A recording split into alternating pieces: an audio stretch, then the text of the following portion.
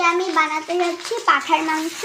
পাঁঠার মাংসতে দিয়ে দিব লঙ্কা পেস্ট, আরও হলো জিরে ধনিয়া পেস্ট, আদা, আরও হলো পেঁয়াজ আর রসুন বাটা।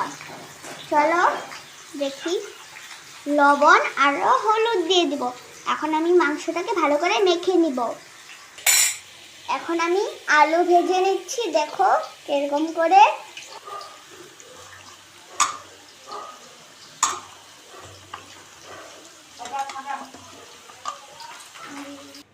প্রথমে দিয়ে দিব তেজপাতা, তারপরে দিব জিরে,